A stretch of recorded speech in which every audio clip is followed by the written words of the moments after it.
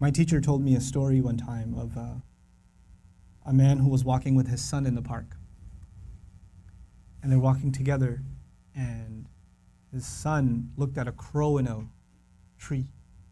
And he said, "Baba, what's that?" It's like a 2-year-old kid. Baba said, "It's a crow." And he said, "Baba, what's that?" And he said, "It's a crow." "Oh, okay." "Baba, what's that?"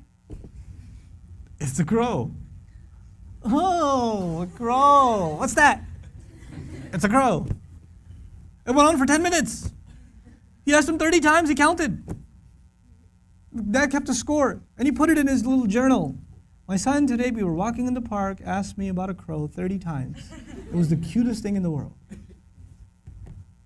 30 years go by. The son is not 2, the son is 32. Father calls him, "Son, can I come over?" "Dad, it's not a good time right now." "Son, just bear with me. I just need like 10, 15 minutes. That's all I need. Just go for a drive. I need to talk to you about something." Whatever. You know what? Okay, fine."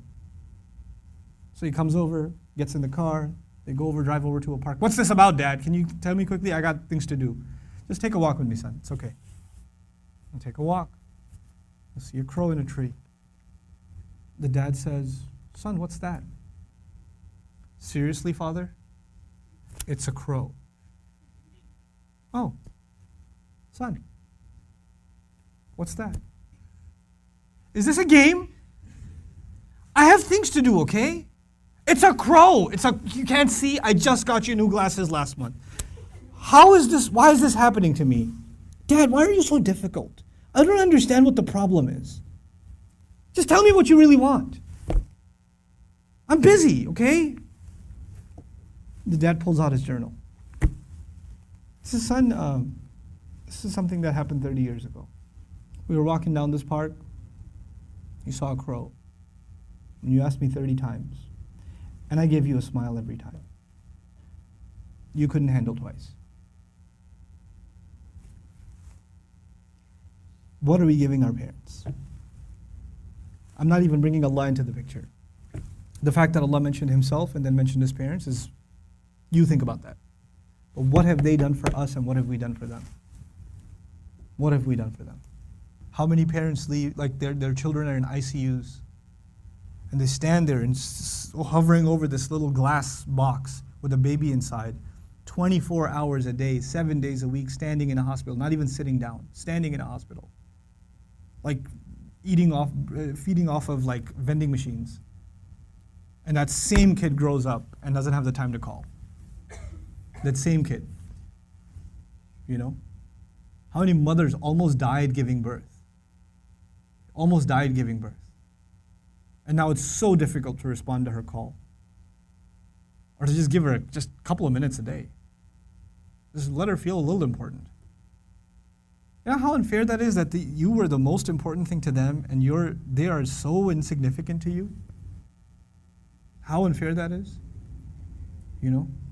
They carry that pain with them every day, that I am nothing to my children. I mean nothing to them, I'm worthless to them. You know, they have no time for me. When something is worth something to you, it gets your time.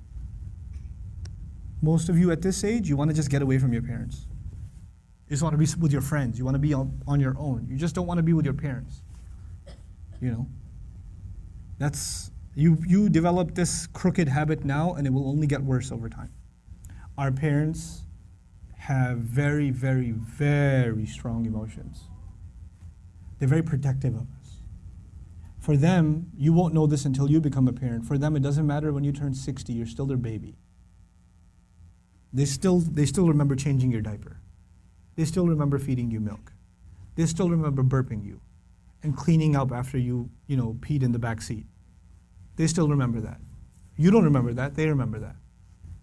My son won't remember that. I was like, I gotta go. Then all of a sudden he stops complaining. I'm like, oh, time to roll down the windows.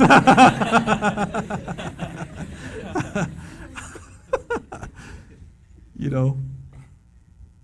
Then he starts talking about what toy are we gonna get for Eid. I'm like, oh, okay.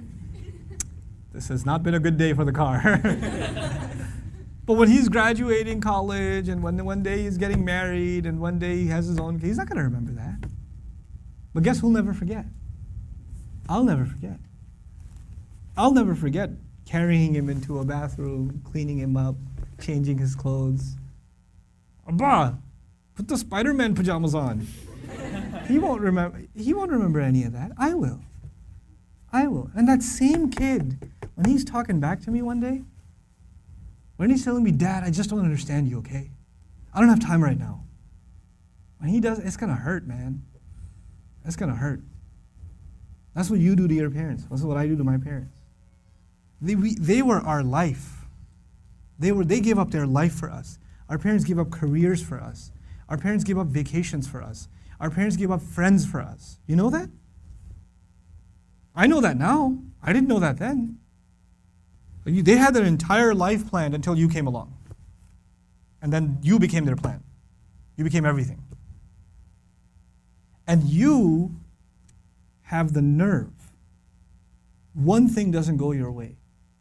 You hear one thing you don't want to hear. You snap back at them. It says, we're not even talking about Islam right now. We're just talking about decency, man, just decency. What have they done for you and what you give them back is so unfair. It is so unfair. My dad's so annoying, my mom's so this, they're always mad, they're never happy, they're this, they're that. What are you? What about you? I'm telling you, I can't say this enough times, if you don't earn your parents' du'as, nothing good will come of your life. Nothing good will come of your life if they're not happy with you. If you haven't done everything you can to make them happy.